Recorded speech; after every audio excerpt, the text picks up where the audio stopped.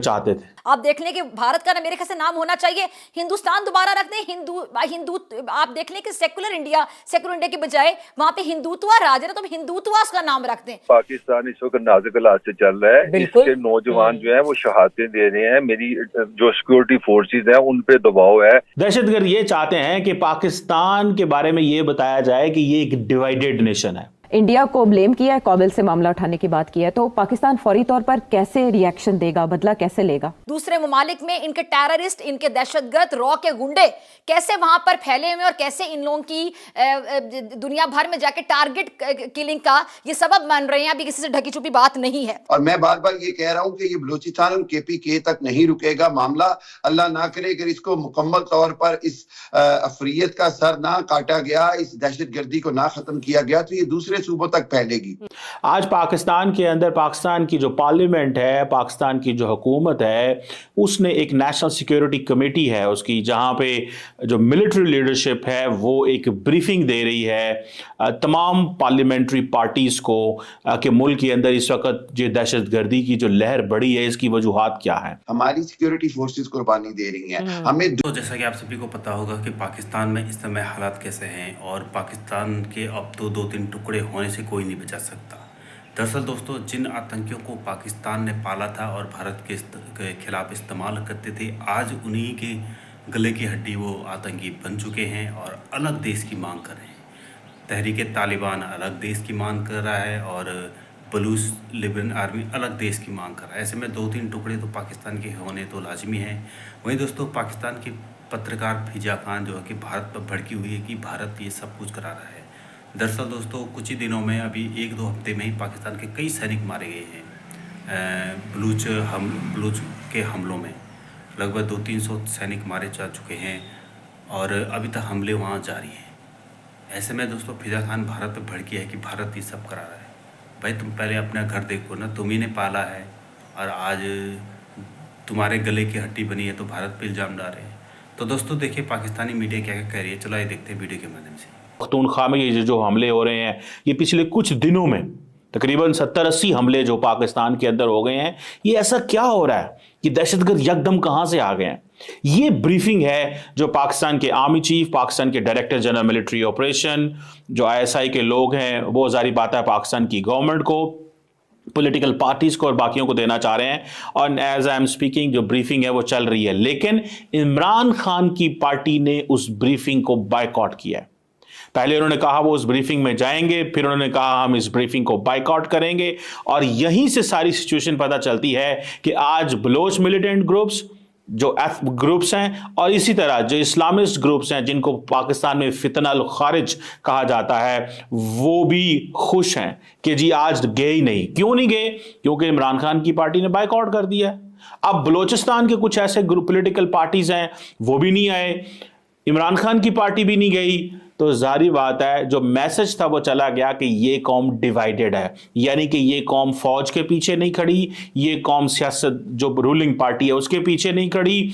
यहीं से आप अंदाजा लगा लें क्या है इस वक्त पाकिस्तान के अंदर पोजीशन यह है कि इमरान खान की जो पार्टी है वो खुद ही होस्टेज बन चुकी है अपने ही फॉलोअर्स के आगे, क्योंकि पार्टी के अंदर लीडरशिप मौजूद नहीं है। इमरान खान जेल में है और इमरान खान पसंद नहीं करते कि 2nd tier 3rd tier leadership खड़ी की जाए। उन्होंने बिल्कुल बेवकूफ किस्म के जो सियासतदान है उनको लीडर बना दिया है। अवाम उन पे ट्रस्ट नहीं करती। वो जरा से इस कमेटी में जाने लगते हैं, लोग उन्हें सवाल करते हैं कि भाई तो इमरान खान से आपने पूछा है, इमरान खान को आपने बताया है, इमरान खान जो कहेगा वो करें। और फिर वो सियासतदान डर जाते हैं कि अगर हम वहां पे गए तो हमारे ऊपर लेबल लग जाएगा, ये गद्दार हैं, इन्होंने इमरान खान का सौदा कर दिया है। जबकि जारी बात है ऐसी कोई बात नहीं होती। ये सो पॉलिटिकल पार्टीज हमारे सियासतदान बनने ही नहीं देते, पॉलिटिकल पार्टीज में मैच्योरिटी नहीं आने देते। और इससे यह भी पता चलता है कि हमारी जो सियासतदान है उनका जो एक व्यू है पाकिस्तान का, वो इंतहाई कमजोर व्यू है।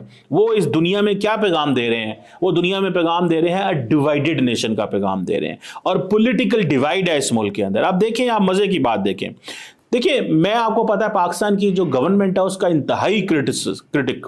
उसकी वजह क्या है कि जो पाकिस्तान की गवर्नमेंट है उसको नैरेटिव बनाने नहीं आता। अभी मैंने ट्विटर पे थोड़ी देर पहले भी एक ट्वीट की और मैंने इस पर बड़ा सीधा सा बात की। मैंने कहा जी पाकिस्तान की जो पॉलिटिकल क्लास है, जो रूलिंग पार्टी है, वो क्यों इंटरनेशनल मीडिया को नहीं बताती कि पाकिस्तान के अंदर जो दहशतगर्दी हो रही है वो क्यों हो रही है। हमारा कोई इंग्लिश मीडिया का चैनल नहीं है। क्यों नहीं है? हम क्यों दुनिया को अपनी स्टोरी नहीं सुना सकते? हम क्यों दुनिया को अपना पैगाम नहीं दे सकते? यह है वो सवाल।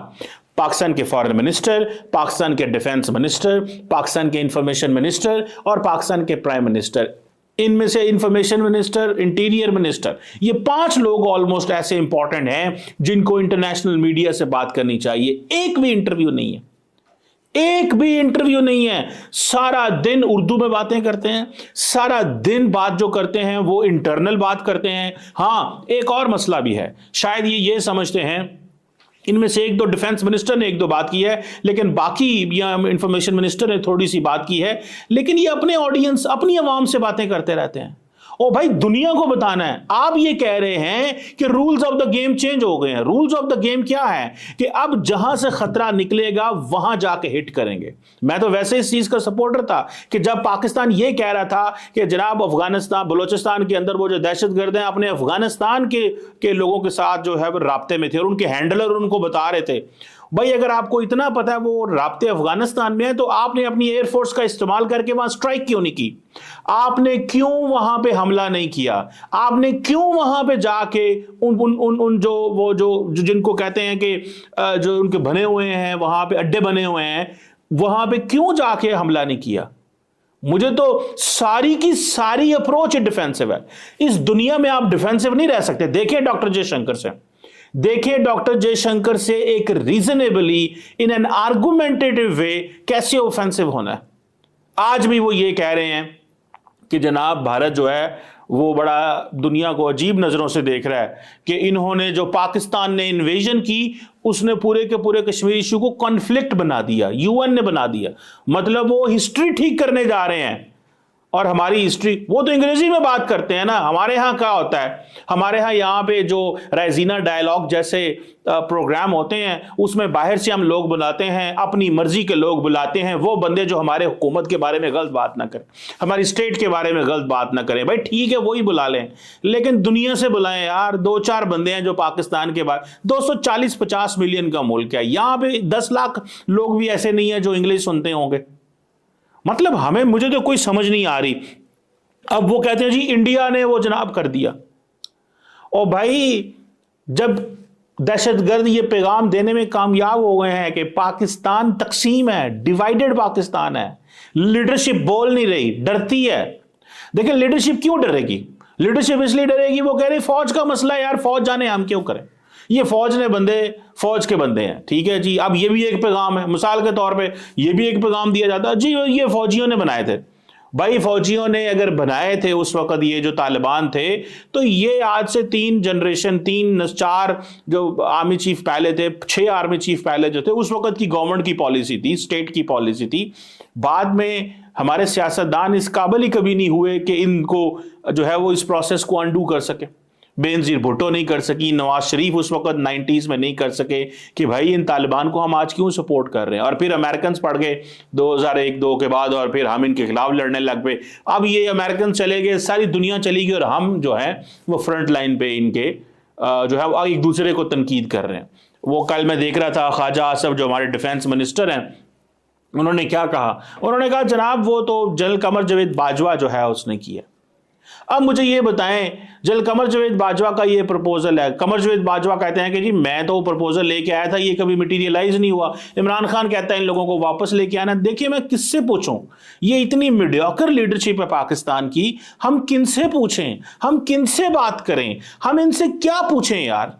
एक बंदा पिछला जो आर्मी चीफ गुजरा है वो ये कह रहा है कि इनको लेके आना चाहिए, अगली जो हुकूमत आती है वो कहती है नहीं इनको मारना चाहिए। मतलब घर में ही मसला है, अकाउंटेबिलिटी कोई नहीं ले रहा, रिस्पॉन्सिबिलिटी कोई नहीं है। सियासतदान कहते हैं ये फौज का मसला है, हम इस मसले में नहीं पड़ेंगे। भाई ये फौज का मसला है तो आप फिर अपनी पावर भी क्यों एंजॉय कर रहे हैं? दे दें पावर भी फौज को दे दें, मिनिस्ट्रियां भी आप एंजॉय करें, मजे भी आप लें, लेकिन फौज जो है उसको आप आगे करें। फौज तो लड़ रही है, वो तो अपने खून से गलतियां धो रही है। बकौल जनरल बाजवा हम अपने खून से गलतियां धो रहे हैं। लेकिन आज का मौका जो है वो क्या है?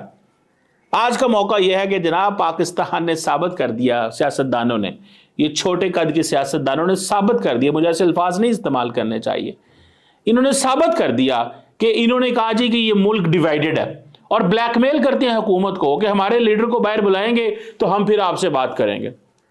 कौन आपके लीडर को बुलाएगा? कौन बुलाएगा आपके लीडर को बाहर? खुदारा अभी भी मौका है, इस मुल्क को बचा लें। ये जो 240-50 मिलियन का मुल्क है जहां पे 65% यूथ है, आपको मैं बंदा अगले दिन मैं एक जगह पे कहीं बैठा हुआ था तो उन्होंने कहा जी ये